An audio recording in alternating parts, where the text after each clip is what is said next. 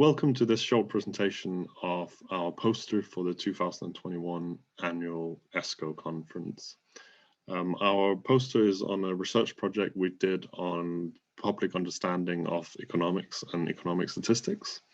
I did it alongside a colleague at NISR and in collaboration as well with colleagues at King's, Full Fact and RSS. What did we set out to explore? We kind of wanted to look a bit further on how does the public actually understand economics and economic statistics, and how do they think about concepts and measurement, and how do they then go on to view and evaluate economic evidence and statistics and data that's presented to them in the public debate. And kind of the end aim of this exercise is to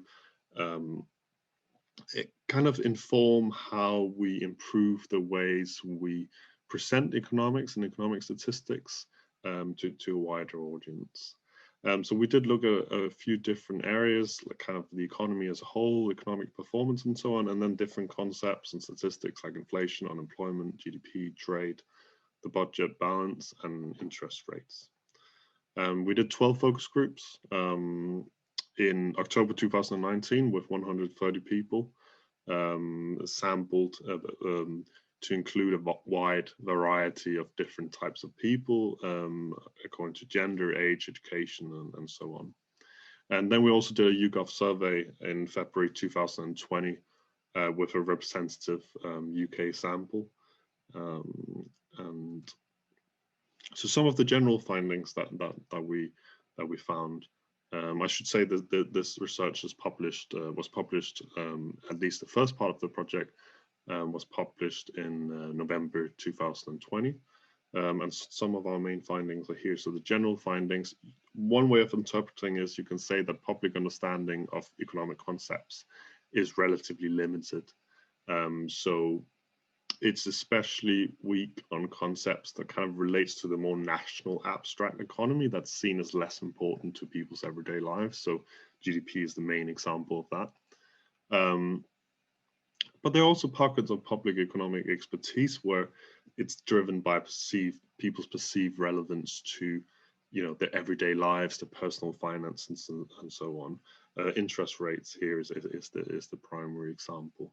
And just generally, people have very rich insights about these personal aspects of the economy, but it's often from a very different perspective than economists. So it comes from this personal economy through living and breathing the economy every day, rather than necessarily knowing about economic concepts and so on. Public understanding of the size of economic indicators is also quite weak. People lack confidence in assessing and judging economic figures when they're reported as numbers or as percentages, and people just simply prefer to speak in broader terms as, rising unemployment, high unemployment, rather than whether unemployment is 5, 10, or 30%. Then we also identified misperceptions about, or lack of knowledge about, how economic figures are collected and measured and who they're produced and published by, and that kind of, you might say, the public don't really need to know that, but we did see in the focus groups that it sometimes lead people to express a lack of confidence in the perceived accuracy and reliability of economic statistics. I'll get into this a little bit more when we speak about unemployment, but basically a more general finding as well is that many participants were simply very skeptical, kind of like naturally skeptical about any data and statistics they saw, and kind of were keenly aware that data and statistics can be manipulated and are manipulated to tell any story. So they're kind of like naturally skeptical, even when it comes from more official sources, especially if they don't know exactly what that source is. Then the last finding, which is replicated throughout the literature and survey in various surveys, is that there is a variation across key demographics. So we found higher interest, knowledge, and confidence when participants are older when they're male, when they have a higher socioeconomic background, and have higher education.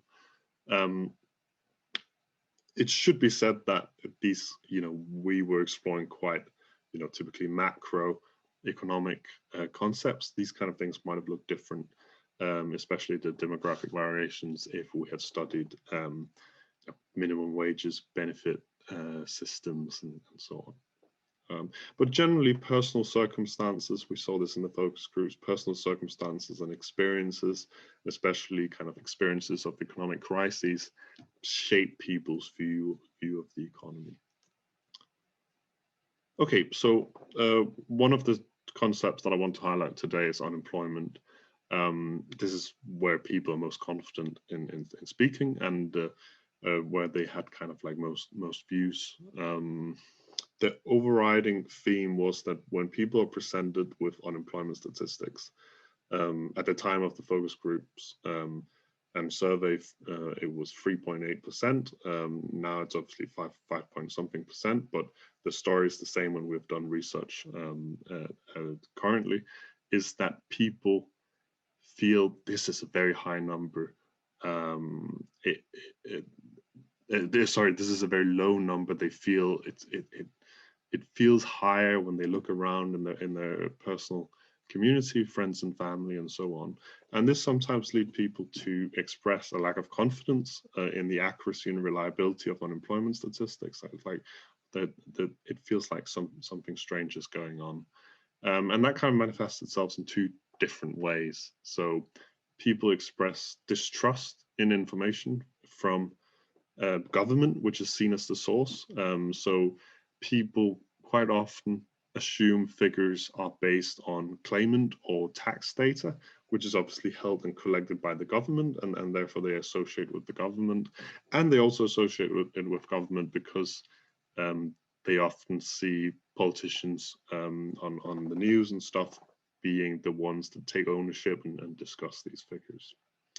The second way it manifested itself is like questioning to what extent certain jobs are captured appropriately in the official data. So things that come up typically are are 0-hour contracts, how gig economy jobs, low paid jobs, job with variable hours and so on, how are they captured in the unemployment statistics? Is this the reason why the unemployment figures are so low? And then the last thing is that people just kind of naturally assume unemployment is a binary measure. Either you're unemployed or employed. So you get quite a lot of surprise from people when you start going into there being a third category, obviously that we call economically inactive. Okay, and in inflation, people have a quite good sense, like basic sense of inflation. It's to do with cost, and quite a lot of people can identify that prices are rising over time. Again, we have this pattern where people see inflation through their personal economy. So, people often speak about it being related to their own wages, that if their own wages don't go up with prices, then it's a problem for them. You also get people who don't know about this connection. And just generally, people pay close attention to price changes in their personal consumption, even though they tend to focus on the price changes of different goods and different services and so on. Same pattern as unemployment, people feel like inflation is higher than figures suggest, and therefore often suspect that the figures do not reflect their own inflation, that they have, different kind of consumption patterns than this average number, and also sometimes kind of questions how inflation is calculated. Does it include housing costs? Does it include council tax? How does it take into consideration shrinkflation, sales and deals and so on in supermarkets? Or is it putting too much emphasis on kind of luxury items, computer games and so on? And then the last thing is people have very limited knowledge of GDP. it's a very abstract concept for people, but good understanding of interest rates, which is more relevant. It's relevant to people's mortgages, though it's not. While people can identify, the level, what it means when interest rates gets lower or higher, how that impacts their mortgages and so on. Where they have much less knowledge is like kind of the abstract elements of interest rates. So how does it impact the broader economy? What's the relation to other economic variables, the inflation target, who sets the interest rates, why is it set the way it is? That people often only know about the personal aspects of interest rates. Okay, so going forward, as an economics community, we need to improve communication, engagement, trust, and potentially education as well. So at the moment, we are doing a stakeholder engagement exercise. Basically, I encourage everyone, who are interested in these issues, please get in touch, and I'm very happy to do a presentation, a more detailed presentation of some of our findings, and kind of like start a discussion in the organization about how you communicate with the public, whether you whether there's something you can prioritize and change in regard to your engagement and communication with the public. And then we're also doing a few research projects. Currently, one involving online workshops where we've brought together economists with members of the public to discuss the economy together, kind of with the aim of reducing the gap between public understanding and expert understanding. So, of course, one of the things we need to do going forward is bringing the public closer to economists for education, better communication, and so on. But I think as an economics community, we also need to bring ourselves closer to the public, engage with the public, learn and listen to them, and build trust and so on.